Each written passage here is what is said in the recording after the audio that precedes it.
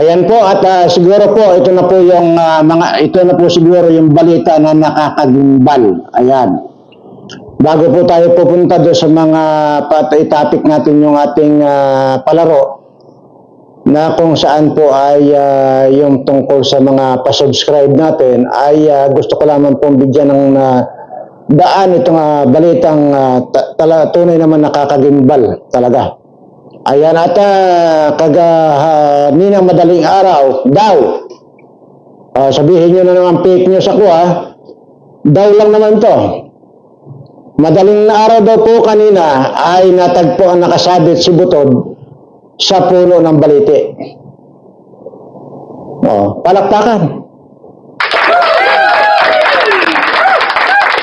At ayon po dito sa aking napag-alaman ay mukhang kinuha yata nila ng albularyo. Nakasabit daw kasi sa puno ng balite. Di ba? Ang daming balite dyan sa San Miguel. At ayon po sa albularyo, nagalit daw po yung kapre sa kanya. Kaya po siya ay binitbit, isinabit sa puno ng balite. Ayan. Ito po ay hindi verified. Ito po ay balita lamang na hindi pa natin kumpirmado. Kaya wala pong magsasalita na fake news ito. Palakpakan. So nakakagimbal man po ay pero wala po tayong magagawa kung yun ay totoo. At dahil yun ang ating alamin kung bakit pati yung kapre ay nagalit na sa kanya. At siguro bigyan natin ng daan muna yung balita na yung nasabi ni Inday Sara na mayroon din pala siyang hinahawakang video.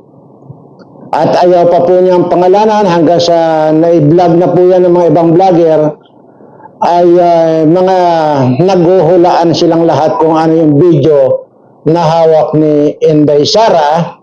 Pero ako po ay alam ko na. Mamaya-maya lamang po ay i-reveal natin yung laman ng video na yan.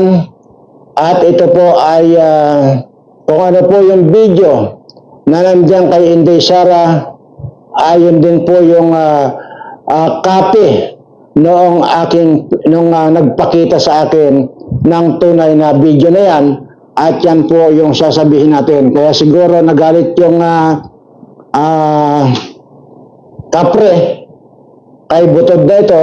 Ayan, binitbit niya, sinampay niya dyan sa puno ng balite. At yun nga po ay natagpuan nilang wala ng buhay. Yun, nakakalungkot pong isipin. But anyway, ay madako muna po tayo dun sa mga pa-subscribe natin. At sabi ko nga po ay bahala na po kayo kung ituloy pa ninyo yan. Basta po kasi tapos na po yung obligasyon ko na sabihin, itinuro ko na po sa inyo kung ano po yung inyong gagawin. Hindi na po naman siguro kayo bata na paulit-ulit araw-araw nating i-discuss dito, which is nakakasawa na talaga. Nagsasawa na po ako.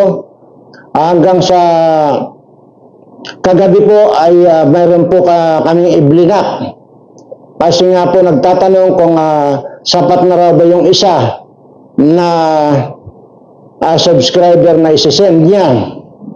Sinagot ng aking tagabasa, pwede naman pong isa kung wala naman po talaga kayong makuhang mapasubscribe, di wala man tayong magagawa doon.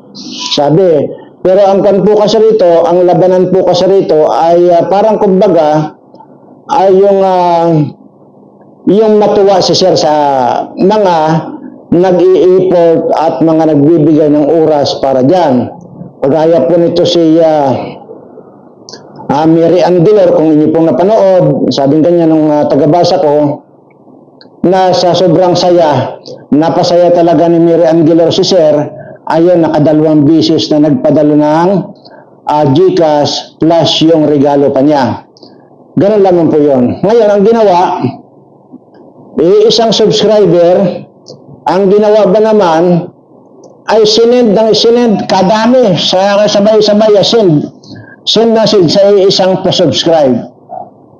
Ay sabi nung tagabasa ko, sir, ano ba ito? Ay di sabi ko, ay kung hindi pala niya naiintindihan, mahirap naman makipag-usap kaya ako sa hindi nakakaintindi, i-block mo na lang. Ayun, i-blinak na lang niya. Kasi sakit lang sa ulo. Ngayon po ako na po nagsasabi dito ngayon. Yun pong ganun pandaraya, wala pong puwang dito sa akin yan. Unang-una, marami po sa inyo ang gusto talagang makipag-participate dito sa gagawin nating raffle, na nalalapit nating raffle kasi malapit na po nating ma-reach yung 100,000 na subscribers. So once na na-reach po natin yan, ay magsisimula na po yung raffle natin. At yun po. So ngayon, habang hindi pa po pinapinalize na i-review yung inyong mga sinisend, kayo na po mismo ang mag-review dyan. Yung inaakala nyo, at hindi lang inaakala, yung alam nyo man na dinubli-dubli nyo ng pagsisend dyan, ay kayo na po ang magbura. Kasi nga po, pagka yan po ay darating po yung final na, i-review po lahat yan. Yung mga sinendin nyo, yung makitaan lang po ng isang pandaraya doon, na po kayo. Hindi na po kayo masasali kahit marami na kayong napasubscribe. Ayan. Kaya po tinuruan kagabi yung nag-send din. Kasi may mga pinasend na rin po niya eh. Di sayang lang yung ginawa ng gano'n na nag-import siya ng gano'n. Tapos ang ginawa niya, nagbigay siya ng basura na sinend niya. Ay di, nadamay tuloy yung mga tama na sinend niya. Ibig ko po sabihin, ay nabaliwala at ngayon palang na-block na nga siya. At doon po ako nalulungkot. Sabi ko nga po rito kasi nga wala naman po kasi talaga akong kinukan dito. Wala po akong pinapaboran dito. At lalong wala po akong tinitingnan dito. Kasi unang-una, pare-pareho ko po kayong mahal na mga subscriber ko. Yan naman po masabi ko. Kaya pantay-pantay po yung aking pagtingin sa inyo. Kaya nga po, sa pagkakataong ito, sawang-sawa na po talaga ako magpaliwanag. Kaya ang sinasabi ko lang po, yung pang mga gustong sumali, i-reviewin niyo po muna. Total malayo pa naman eh. Reviewin niyo po muna yung aking mga dinaldal dyan kung paano po makasali. Para po maliwanag sa inyo at kayo mismo ang nakaalam. Hindi lang po kayo mag-relay doon sa mga sinasabi ng mga tao. Dahil kayo mismo ang makakaalam kung inyo lang pong mapapanood. Kagaya po, marami pong nagtatanong dyan. Paano raw ba makasali dito sa gagawin nating parapol? Sana isalin mo ako. Hindi po ganun eh. Kung inyo lang pong napapanood yung mga video ko, hindi niyo po kailangan magtanong kung paano sumali. Napakaliwanag po, hindi po ba? Yung explanation ko. Hindi niyo na po kailangan magtanong ng ganun. Kasi nandyan po lahat. So, aywan ko. Sabi ko nga po, kung hindi nyo rin lang napanood yung explanation ko, wag na po kayong sasali-sali. Kasi nga po, hindi talaga magkakatugma, hindi talaga tayo magkakatugma kasi mali-mali ang ginagawa nyo. Yun po ang nakakalungkot. At sinasabi ko, kung hindi rin lang kayo interesado sumali, huwag nyo lang panoorin ito. Kasi nga wala talaga kayong matututunan. Kagaya yung mga nagsasabing fake news yung mga binabalita ko, ay kung inyo pong napanood lahat ang detalye ng sinasabi ko, hindi nyo masasabing fake news. But instead, magpasalamat pa kayo dahil nabigyan ko kayo ng kasiyahan sa halip na maglalagay kayo ng fake news. O kagaya itong sinasabi ko kanina, na itong si Butod ay nakita kanina madaling araw nakasabit sa puno ng baliti na wala ng buhay. At ayon doon sa albularyo na tumingin, nagalit na raw sa kanya ang kapre. Kaya nilagay nila niya, sinabit niya daw niya sa baliti. Mamaya po ay pag-uusapan natin yung tungkol doon sa sinasabi ni Sara Duterte na may video siya. Kasi tatapusin ko lang po muna itong ating usapang subscriber. At maraming salamat po at sa oras po ito pong si Mary Ann Gilor ay 515 na po yung kanyang napasubscribe. 515 na subscriber. At yung iba naman po, mayroon ng 100 plus. Mayroon na pong talagang humahabol talaga. At talagang ramdam ko yung kanilang pagka-interest na sumali dito sa ating gagawing palaro. Ganun lamang po yan. So, gusto ko na nga sanang ngayon na Kaya lang, nasabi na natin na pag na-reach natin yung 100 subscriber ay saka natin magsisimula ng raffle. At kaya naman gusto ko na sana ngayon dahil nga gusto ko na rin maipakita doon sa mga nagsasabi na hindi naman daw totoo. Okay. So ito po yung mga hindi nakakapanood talaga. Hindi po nila nalalaman talaga. Ang alam lang nila, may raffle draw tayo, hanggang doon lang. Pero yung mga totoong kwento, hindi po nila pinanood. Kaya ganun na lang yung sinasabi nila na hindi raw totoo. So tingnan natin. Malay natin, baka nga tama sila. Di po ba? Kaya po doon po sa mga ganong utak ng tao, ay hindi ko rin po masisisi kasi nga po, marami talagang mga scammer na tao. Pero ang madali naman pong malaman yung taong nagsasabi ng totoo at yung taong nang-i-scam lang. Unang-una, tuturuan ko na rin kayo ang pagiging scammer ng isang tao kung mayroong hinihingi sa inyo na pira.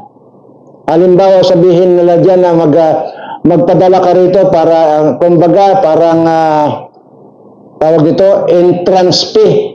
Yung mga ganun po ba? So, pagka yun po ang narinig nyo na or napanood nyo na, huwag nyo na pong patulan yun dahil yun talaga ang totoong scammer. Sa buong pagbablog ko, kahit i-review yung lahat, yung mga vlog ko dyan, wala po kayong makikita na either nagsabi ako dyan na mag-donate kayo or bayad kayo ng entrance fee para makasali. Lalo na po yung namigay ako mayroon po yata, nalibutan ko, mayroon 250,000 po yata pinamigay tayo dyan. At saka yung apat na tigto 250,000 at saka yung isang 500,000. At yun po. Palagay ko naman po ay hindi scam yun kasi unang-una, wala po akong hiningi ni sentabo sa inyo. Ganun lang po ang panyan. So ano pong ibig sabihin? Ang ibig lamang pong sabihin yan,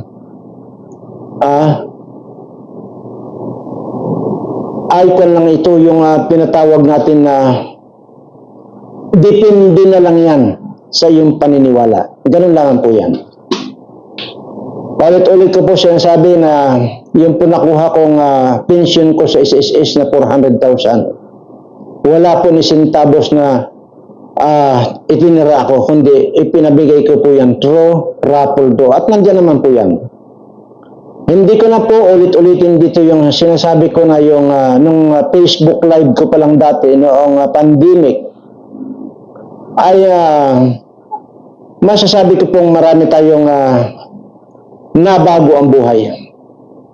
Dahil doon sa mga live ko na yun, meron po tayong napanalo ng 1.5 million. Ang dangan nga lang po ay nahack nga po yung aking Facebook account, yung Aqua Verana, na hanggang ngayon po ay hindi ko na nabubuksan. Yun po yun. Ang sa akin lamang po dito ay sabi ko nga po, Ang itinuturo ko lang po sana sa inyo, yung po mga gustong sumali. Bago po kayo sumali, balikan niyo po yung mga video ko. Ito, bago, yung sunod ng bago, balikan lang po ninyo, nandyan po, araw-araw ko pong ipinapaliwanag ito. So, wala talaga. Yung magtatanong ng papaano sumali, doon pa lang po, kitang-kita mo na hindi talaga nanood. Tapos, bibirada na magtatanong ng ganyan. Anong pwedeng isagot tong tao ko? Hindi nga lang niya sinasagot yun doon sa mismong sagot kasi video, siya nagko-comment sa video, dito sa ganitong video. Hindi nga lang niya masabi na tanga ka kasi. Kaya hindi mo alam kung nagtatanong ka. Masakit po eh. Kaya kung minsan po nakakapagsalita ako ng ganun, hindi ko po gusto. Sa totoo, napipilitan na lang po ako dahil sa katangahan nyo talaga. Yung mga sumasali na hindi naman iniintindi, ano nga ba ang tawag nga talaga sa inyo? Hindi ba tanga nga talaga? So yun po, doon po ako nalulungkot kasi nga, sabi ko nga po ano kaya ang mangyayari sa mga taong ito kung pananatilihin nila yung pagiging tanga? Ano kaya ang kahihinat na ng kinabukasan nitong mga ito kung panatilihin nila yung ganung pag-uugali? Di po ba? Kayo na po ang magsalita diyan kung mali ba itong mga sinasabi ko. Kaya binigyan ko na po ng example kayo Halimbawa natin, itong gobyernong Bangag, nagsabi sa inyo, bago niya binitawan yung salitang, okay, pupunta kayo sa ganito, mamimigay ako. Ay, ang pinanood nyo lang yung unang sinasabi niya. Tapos hindi nyo pinanood yung buong sinasabi niya, yung pala mamimigay siya. O di hindi po ba? Doon lang tawag dito, napalampas ninyo yung pagkakataon na yun, di ba? Napalampas ninyo yung grasya kasi nga sa katangahan nyo. Di po ba? Ganun din po dito. Kaya po ako nalulungkot dahil nga po doon, ang dami pa rin po. Sobrang dami. Pero ramdam ko naman na gusto talagang sumali. Kaya nga lang talaga, mali-mali. So yun po ang sinasabi ko pa, ulit-ulit ko pong sinasabi. Kung hindi rin lang po kayo, kung interesado lang din kayo sumali, panoorin niyo po yung video. Kaysa magtatanong kayo ng katangahan. Grabe. Anyway, maraming salamat po doon sa mga tuloy-tuloy lang po yung kanilang pagpapasubscribe. At yun naman po sinasabi ko, basta kung tama, ilalike ko na lang po. Yun ang instruction ko doon sa tao ko. Ngayon kung may mali, sabihin mo kung anong mali. Halimbawa, hindi napindot yung bell, sabihin mo dyan. Ganun lang. Dahil sabihin, pagka nilike na yan, ibig sabihin tama yung ginagawa niyo. Kasi po maraming nire-restrict na lang kasi nga, iba talaga hindi talaga nila naiintindihan. Kasasabi ko lang sa video ko na walang mga hi-hi na yan. Walang hilo-hilo, walang mga kumukumusta na yan. Dahil hindi naman talaga nakadlaan yan diyang messenger na yun sa mga kumukumusta. Hindi po ba? Huwag na po kayong mag-add friend or mag-request friend. Kung hindi rin lang po kayo sasali dito, useless. Pampagulo lang kayo. Useless lang po yun. Kasi hindi po nakalaan itong messenger na ito sa kung ano pa man. Yung kukumustahan nyo, ang gusto po namin dito, yung sumali kayo. Yung pinasubscribe ninyo o yung subscribe ninyo, ang isend nyo rito para meron po kayong tsansa na mapasali sa raffle draw. Yun po yun. Hindi po kayo mapapasali kung ang isisend nyo dyan, kumusta o di kayang wave.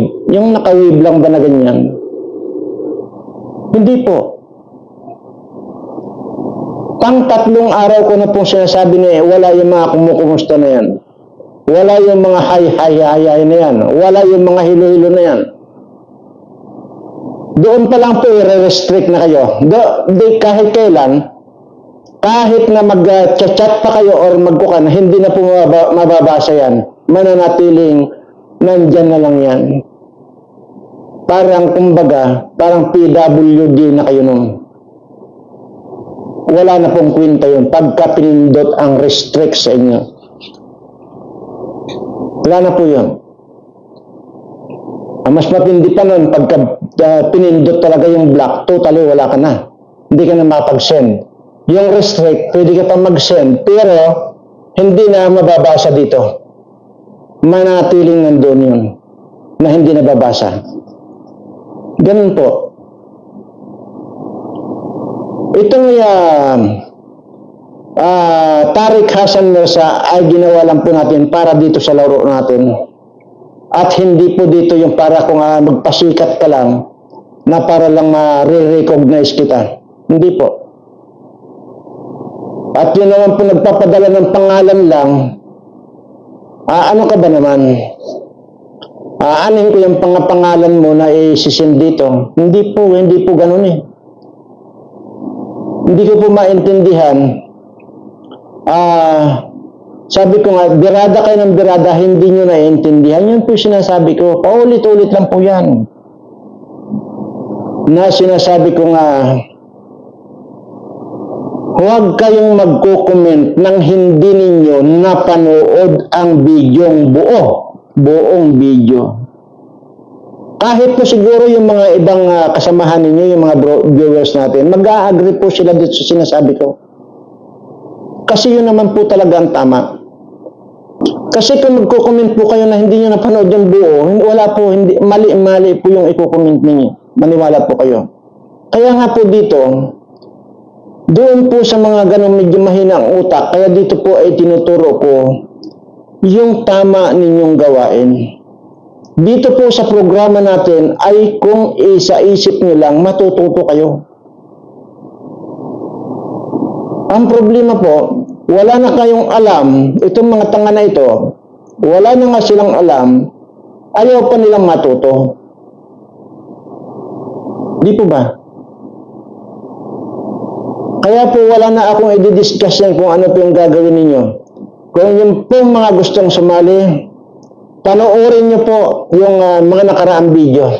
Magmula po nung nag-umpisa itong pa-subscribe natin. Nandiyan naman po yan.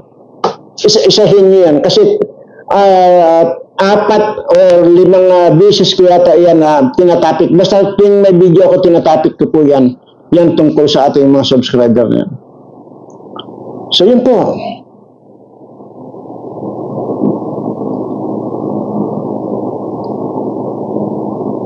Talagang sa totoo lang po, kahit ganito ako magsalita, naaawa po ako. Sa totoo lang, naaawa ako. Kasi nga kung talagang gusto niyo sumali, nakakaawa kayo kung hindi niyo naintindihan. Pero, kaya naman hindi nga ninyo maintindihan, dahil nga, ulit-ulit eh. Tama na ngayon. Stop na tayo. Palakpakan.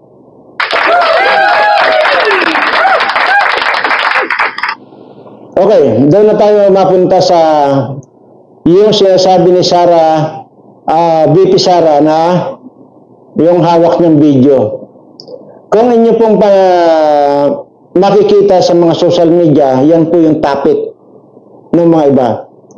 Pero wala pong nakakahula talaga kung ano yung laman ng video na hawak ni VP Sara. Ito na po ang i-reveal ko na po sa inyo. Ang laman po ng video yan, ayaw ko pong magpangalan muna dito ng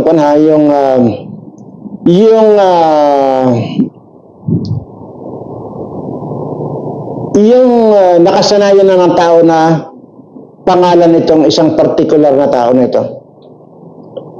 Kagaya po nitong one time po dyan sa isang parte ay maliban doon sa pagsinghot ng ano bang tawag dyan? Sabihin natin, sige, pulbos or pulburon. Tapos sinundan pa ng inuman. Di wala na sa ulirat, lasing na, bangag pa. Itong si Tarsier, yung malaki buldat ang mata, sobra na ang kalasingan. Ito naman kamag-anak ng asawa niya na si pangalan na natin Penguin. Nandun din. At yan ay tumutungga din. Ibig sabihin mga lasing na. Yan po ang laman ng video. Pagkatapos yan, itong si Tarsier, umupo doon sa tabi ni Penguin, diretso, pinasok niya yung kamay niya doon sa pantalon. So, kinapa niya yung kargada nitong si Penguin. Ngayon, nung nakaramdam ito si Penguin, medyo nakaramdam ng kakaiba, kasi kinapa na Nagsinyasan sila. Nung pagsinyasan nila, pumunta sila doon sa isang sulok. Kasi party yun Sa isang sulok lang sila pumunta. Hindi nila alam, yung pinuntahan nila, mayroong CCTV. Maging doon sa party may CCTV. Kaya kitang-kita yung pagkapa ni Tarsier doon sa kargada nitong si Penguin. Hanggang doon sa pumunta sila sa isang sulok, may CCTV pa rin. Doon na naganap yung talagang bakbakan na. Nung tapos ang pagbabakbakan na ganyan, ay mayroong kaibigan ni Inday Sara yung pag-aari na yung place na yun. Ni-record niya ngayon, isinalin niya ngayon sa USB yung nakuhang video sa CCTV. Ayun ang nangyari. Kaya siguro, yun yung pinanghahawakan ngayon BP Sara. Hindi siguro, yun na talaga mismo. Actually, dalawa yan. Dalawa yan na magkakaibang video. Yung isang video na hawak ni Sara Duterte, yun ang hindi ko na alam. Pero itong pagkapa ng kargada ni Penguin, yun ang alam ko kasi pinanood sa atin. Yan. Sana palabas ni BP Sara yan. Pero palagay ko, palabas ni BP Sara yan. Professional itong si BP Sara. Baka yung isa, yan ay tungkol naman dyan sa luggage box. Ano yun? Luggage bag na sinuhol kay Tambaloslos ng Okada. Palagay ko lang yun yung isa. Kaya malakas itong si BP Sara na magsabi ng mayroon siyang video. Pero I don't think may ilalabas niya yung pagkapa ni Tarsier ng kargada nitong ang baboy. Kamag-anak pa ng asawa niya. See? Dahil sa mga sininghot nilang yan, plus yung pag-inom nila ng kung ano-anong mga alak dyan, sa kalasingan doon, yun ang ginawa. Kutsa. Ano kaya nga doon? Baka palagay ko, aywan ko, kung paano lang ginawa yan. Kaya sabi siguro nitong nitong kapre, ang tanda-tanda mo na, naglililigod ka pa, kaya isasabit kita rito sa puno ng baliti. Kaya yun nangyari na po yung hindi inaasahan. Aywan ko kung totoo, pero yun po ang balita natin. Natagpo ang walang buhay si Butod, nakasabit sa puno ng baliti. So, yan po at sana ay liliwanagin ko lang po Ang sinasabi ko po rito ay hindi po verified dito. Kaya sana ay sa halip na magsabi kayo ng fake news, ay tanggapin nyo na lang na yung iniidolo ninyo ang tanda-tanda na naglilinibog pa. Ayan, palakpakan. Muli po, itinataas ko ang aking mga kamay sa lahat po ng mga subscriber kung may mga sakit, may mga problema sa buhay. Sana po, ngayon din ay tanggalin na ng ating Panginoon ang mga sakit na nagpapahirap sa inyong mga katawan.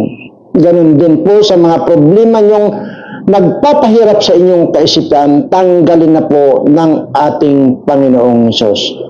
Maraming salamat po at mahal na mahal ko po kayong lahat.